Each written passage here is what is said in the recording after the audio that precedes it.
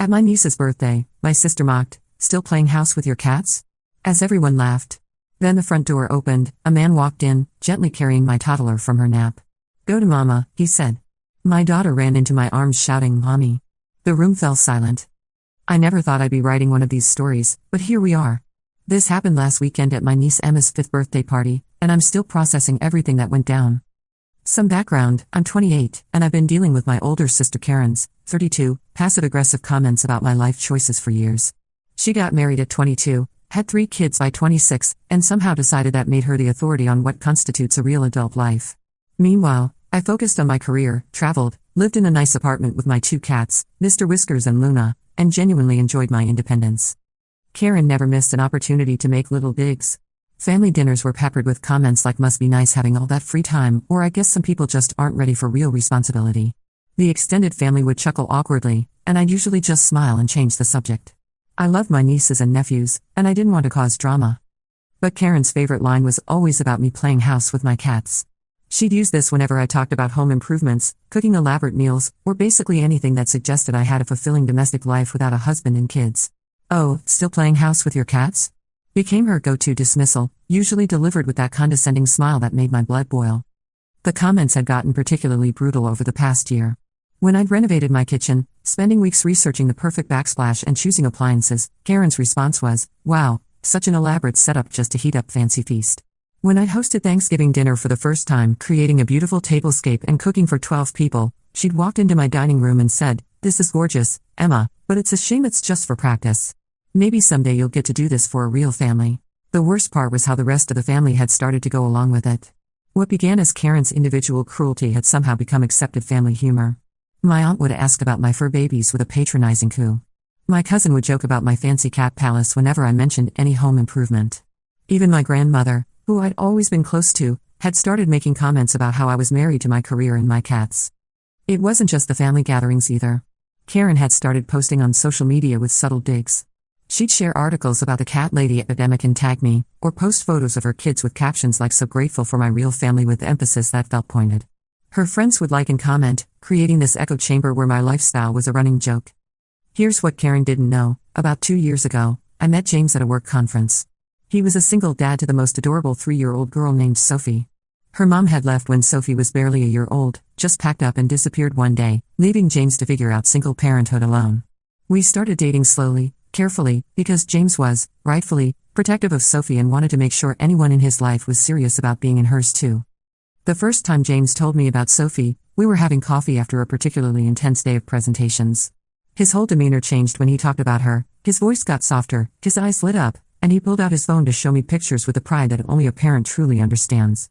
She was this tiny thing with wild curly hair and the biggest brown eyes I'd ever seen, grinning toothlessly at the camera while covered in what looked like spaghetti sauce. "She's everything to me," he'd said simply.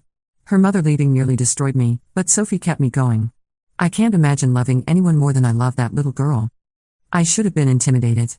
Dating a single parent is complicated under the best circumstances, and James made it clear that Sophie's well-being came first, always. But something about the way he talked about her, the obvious depth of his love and commitment, made me more interested, not less. Here was a man who understood what real responsibility looked like, who had proven he could put someone else's needs above his own without resentment. Our first few months of dating were careful and slow. We met for coffee during Sophie's preschool hours, had dinner dates after she was asleep, talked on the phone when she was with her babysitter. James was methodical about keeping his dating life separate from his daughter's world until he was sure about someone's long-term potential. He'd learned that lesson the hard way, he told me, after Sophie had gotten attached to a woman he'd dated briefly when she was 2, only to be confused and upset when that relationship ended. When James finally decided he was ready for me to meet Sophie, he planned it like a military operation. We met at a neutral location, a children's museum, on a Saturday morning. Sophie was shy at first, hiding behind James's legs and peeking out at me with curious eyes. But she warmed up quickly when she realized I was genuinely interested in the things she wanted to show me, not just pretending to care to impress her dad. We spent 3 hours at that museum, and by the end, Sophie was holding my hand and asking if I wanted to see her favorite exhibit again. When James suggested we get lunch together, she nodded enthusiastically and spent the entire meal telling me about her preschool friends, her favorite books, and her pet goldfish named Bubbles who had died the week before and was now swimming in fish heaven. "I like her, Daddy," she announced as we were leaving the restaurant, speaking about me like I wasn't standing right there. "She listens good and she didn't try to fix my hair." James laughed and swept her up into his arms. High praise from the peanut gallery, he told me with a grin. That was the beginning of everything. Sophie and I clicked in a way that surprised everyone, especially me. I'd never spent much time around small children, but something about her earnest curiosity and complete lack of filter was absolutely charming. She asked a million questions about everything, had strong opinions about which foods could touch each other on her plate, and possessed an encyclopedic knowledge of every dog we encountered on our walks. The transition from Auntie Emma to Mama Emma happened gradually, then all at once. It started when Sophie had a nightmare one night during a sleepover. She woke up crying and James was in the shower, so I went to comfort her. I sat on her bed and rubbed her back while she told me about the scary dream, and when she finally calmed down, she snuggled into my side and whispered, "Thanks, Mama Emma." My heart nearly stopped. James found us like that 20 minutes later, Sophie fast asleep against my shoulder, me wide awake and emotional, staring at this little person who had just claimed me as family without any ceremony or official declaration. "Did she just?" James whispered. I nodded, not trusting my voice. He sat down on the bed beside us, reaching over to smooth Sophie's hair. "How do you feel about that?" "Terrified," I admitted. "And completely in love with both of you." That's when we started talking seriously about the future. James explained that Sophie's biological mother had relinquished all parental rights when she left. She'd signed papers and everything, wanting a completely clean break. If Sophie wanted me to adopt her legally, and if James and I got married, the process would be relatively straightforward. But only if it's what you really want, James emphasized. Being a parent is forever, Emma. There's no casual about it. If you're not ready for that level of commitment, I need to know now, before Sophie gets any more attached. I thought about it for exactly 30 seconds. "I'm ready," I told him. I've been ready since that first day at the museum when she held my hand. Moving in together 8 months ago felt like the most natural thing in the world. Sophie helped me pack, carefully wrapping my more fragile items in tissue paper and labeling boxes in her distinctive preschooler handwriting. For Gil, one box said, with a drawing of what I think was supposed to be a cat. Emma's thing said another, decorated with hearts and flowers. James's house was bigger than my apartment, with a proper backyard and a guest room that Sophie immediately claimed as the playroom where Mama's cats can live. We set up cat trees and toys, and within a week, Mr. Whiskers and Luna had settled in like they'd always lived there. The Mama Emma phase lasted about 2 months before Sophie shortened it to just Mama one evening at dinner. She said it so casually, asking me to pass the ketchup, that I almost didn't catch it. But James heard, and the look of pure joy on his face made me realize this was as big a moment for him as it was for me. "Are you okay with that?" I asked Sophie later when I was tucking her into bed. "Calling me Mama?" She looked at me like I'd asked the world's most obvious question. "You are my mama," she said matter-of-factly. "You make my lunch and read me stories and help me brush my teeth and you love me. That's what mamas do." Out of the mouths of babes. We'd been talking about making things official, both the relationship and the adoption. Sophie was already mine in every way that mattered, and James had been looking at engagement rings. We were planning to announce everything to our families soon, but James wanted to propose first, and I wanted Sophie to be comfortable with the idea before we made it public. The only people who knew about James and Sophie were my best friend Mia and my younger brother Alex. I'd sworn them to secrecy because I wanted to tell everyone properly, maybe at a family dinner where I could explain the situation thoughtfully. I also, if I'm being honest, was savoring the idea of watching Karen's face when she realized I had the family life she'd always implied I was incapable of achieving. So when Emma's birthday party rolled around, I showed up alone as usual, my heart heavy with the secret I was carrying. James was at home with Sophie, who was fighting a minor cold and needed her afternoon nap. But there was more to it than that. We'd actually planned this whole thing out over the past week. See, I'd been dropping hints to my family for months about big changes coming and exciting news soon, but nobody seemed to take me seriously. Karen had rolled her eyes and asked if I was finally getting a second cat. Mom had wondered if I was planning to buy a house. Dad had joked that maybe I was going to start dating someone from my office. The truth was, James and I had been discussing how and when to introduce him and Sophie to my family, and we finally decided that Emma's birthday party might be the perfect opportunity. It was a family gathering, but casual enough that we could gauge reactions without the pressure of a formal dinner or holiday celebration. But we'd also decided to make it interesting. James suggested that maybe I should go alone first, see how the conversation naturally unfolded, and then he and Sophie could join later if Sophie was feeling up to it. "Let them make their assumptions," he'd said with a mischievous grin.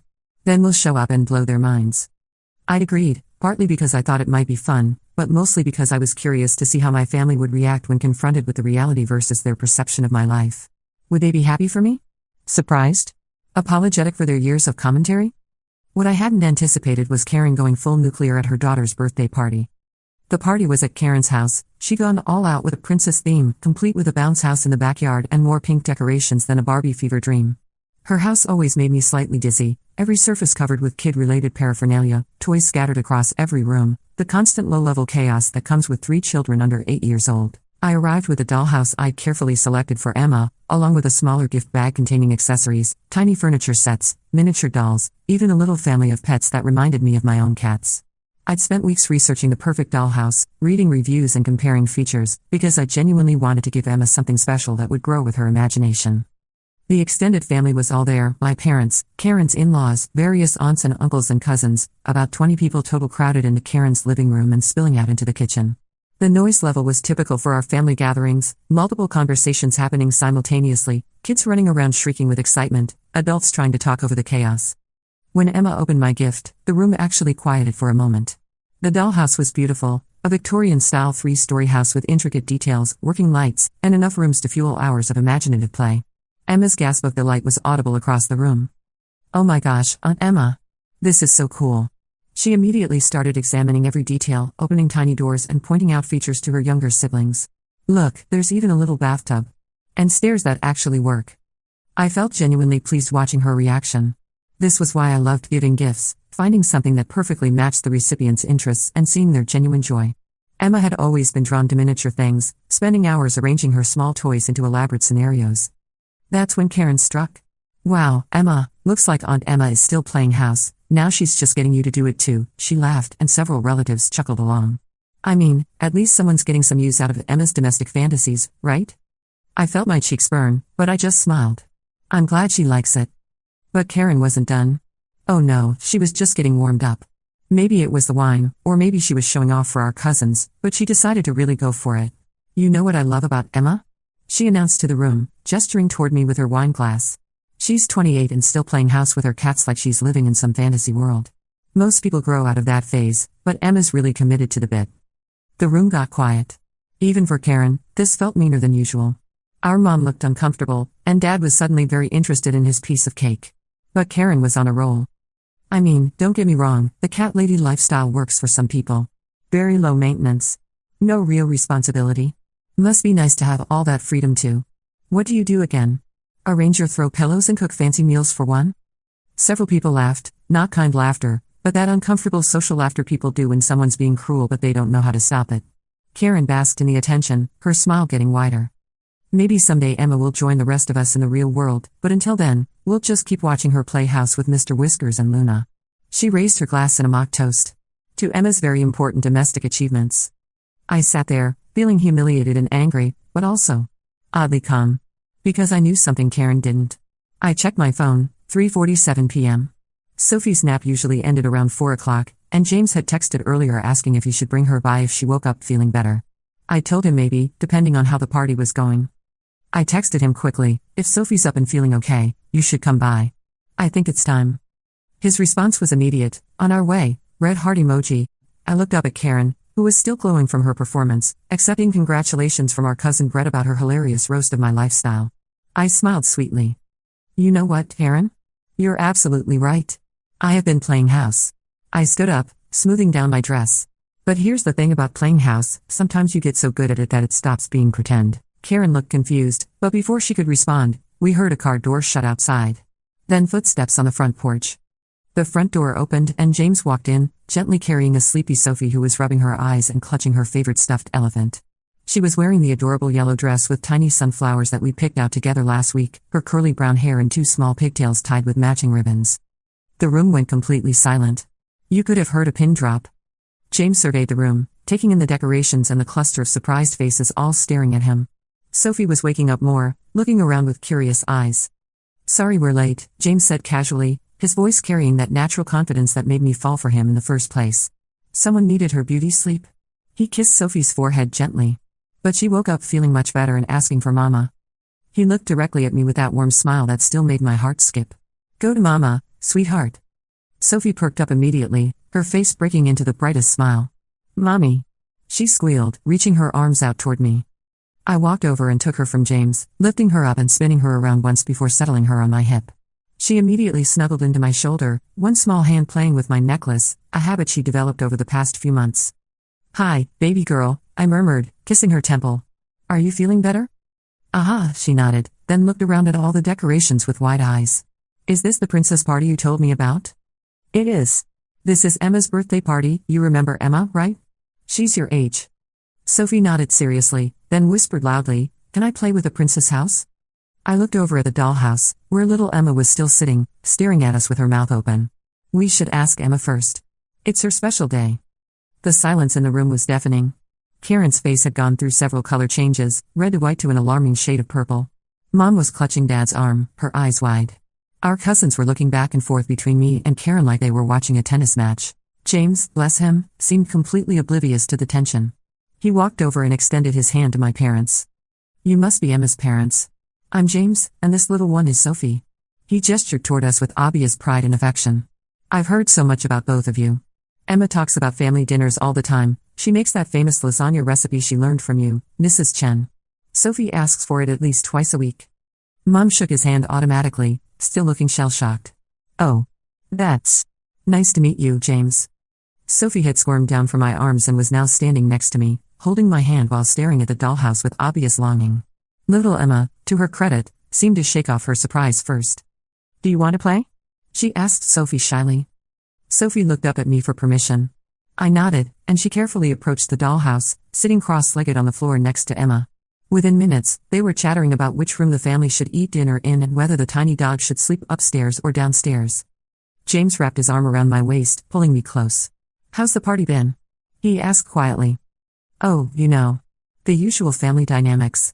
I leaned into him, enjoying the solid warmth of his presence and the way he always made everything feel more manageable. Karen finally found her voice. Emma. Her voice was tight, controlled. Could I speak with you? Privately? I looked at her for a long moment. Actually, Karen, I think we're good. Unless you wanted to apologize to James and Sophie for the awkward welcome? Because they're going to be at a lot more family events, and I'd hate for things to start off on the wrong foot. Karen's mouth opened and closed like a fish. Brett, never one to read a room, chose that moment to loudly ask, So wait, Emma, you have a kid? Since when? Since always, Sophie piped up from the floor, not looking up from the dollhouse. Mama's had me since I was little. James chuckled. Sophie's sense of time is still developing. We've all been together for about 8 months now, but Emma's been part of Sophie's life for almost 2 years. Haven't you, sweetheart? He looked at me with such genuine love that I felt my heart swell. 2 years? Mom's voice was faint. Emma, why didn't you tell us? I took a deep breath. I wanted to make sure we were serious before introducing Sophie to everyone. James and I wanted her to feel secure in our relationship before involving extended family. We were planning to announce everything soon. Announce what exactly? Karen's voice had a sharp edge. James grinned and pulled me closer. Well, I was hoping to do this more privately, but... He reached into his jacket pocket and pulled out a small velvet box. Emma, I've been carrying this around for 2 weeks waiting for the perfect moment, but I'm realizing the perfect moment is just whenever we're all together. My heart stopped. Sophie looked up from her play and gasped. Daddy, is that the special ring? It is, Princess. Should I ask Mama the special question? Sophie nodded enthusiastically and scrambled to her feet, running over to us. James dropped to one knee right there in Karen's living room, surrounded by pink decorations and the smell of birthday cake. Emma, you've made our little family complete in ways I never knew were possible. Sophie loves you like you've been her mama from day one, and I love you more than I ever thought I could love anyone. Will you marry us? Both of us? I was crying before he finished talking. Yes, I whispered, then louder, yes, of course, yes. He slipped the ring onto my finger, a beautiful vintage-style setting with a center diamond surrounded by smaller stones that caught the light perfectly. Sophie cheered and threw her arms around both of us, creating a three-way hug that felt like coming home. The room erupted in surprised congratulations. Mom was crying, Dad was shaking James's hand and patting his back, and even little Emma was clapping excitedly from her spot by the dollhouse. Karen stood frozen in the middle of it all, her face cycling through emotions too quickly to track. But Emma, she finally said, her voice small and confused, you never said. I mean, you always seemed so. So what, Karen? I asked gently, still holding Sophie and admiring my ring. So content with my life? So happy with my choices? So comfortable being myself? So alone, she finished weakly. I was never alone, I said, looking around at James, Sophie, and my family. I was just private. There's a difference. James was now deep in conversation with Dad about his work as a software engineer, and Sophie had dragged little Emma over to meet Grandpa and Grandma Chen, as she'd apparently decided to call my parents. Mom looked delighted, immediately asking Sophie about her dress and her stuffed elephant. You know what the funny thing is, Karen? I said quietly, moving closer to my sister. All those comments about me playing house? You were right. I was playing house.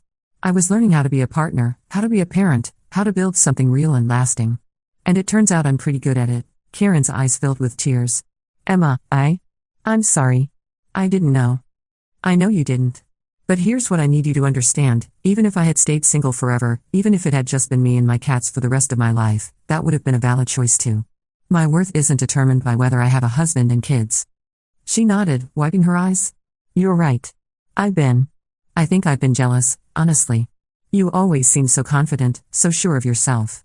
I got married so young, and sometimes I wonder what it would have been like to have that independence you had.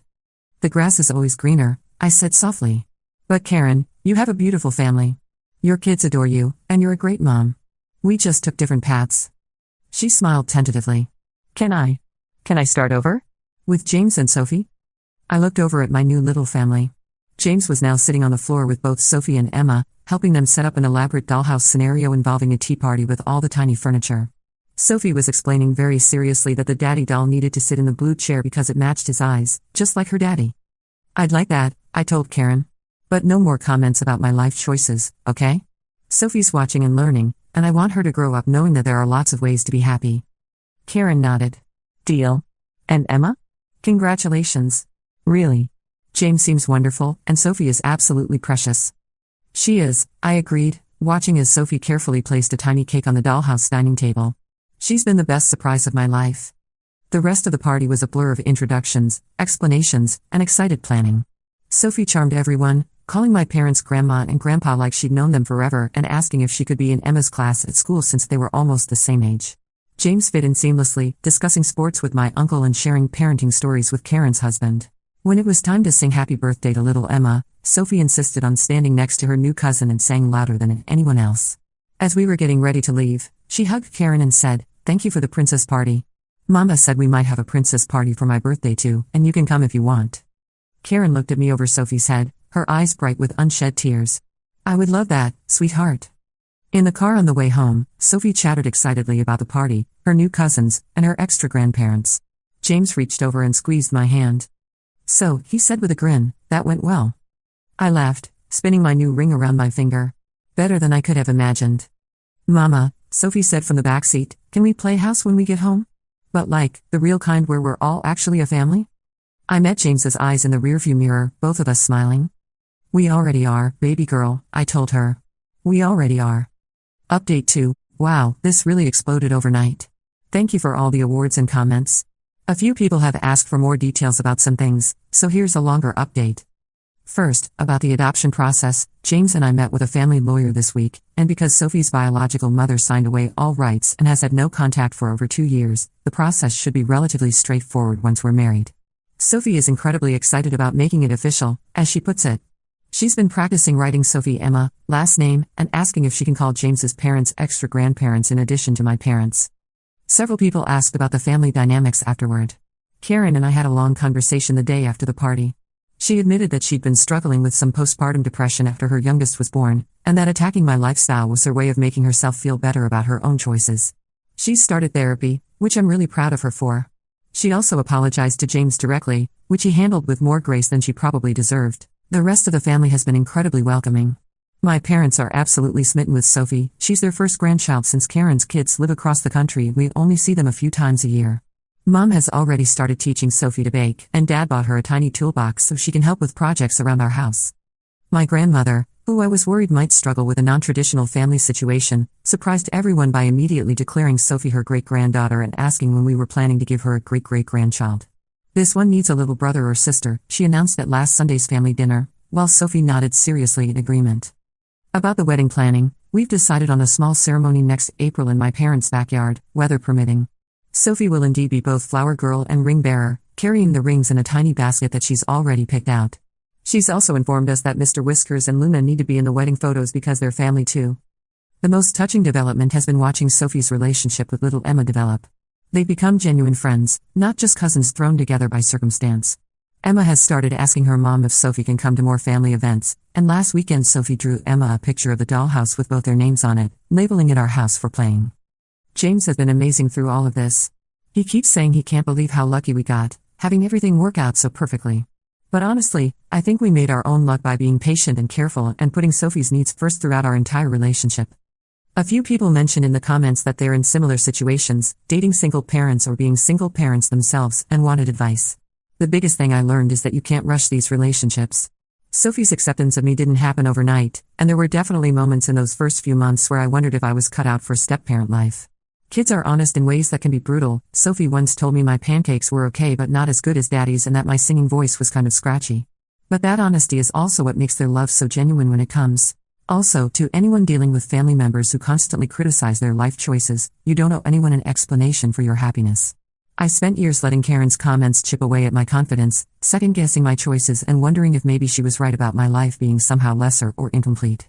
The truth is, my life was complete before James and Sophie, they just made it different, and in many ways better. But different doesn't mean better, and better doesn't invalidate what came before.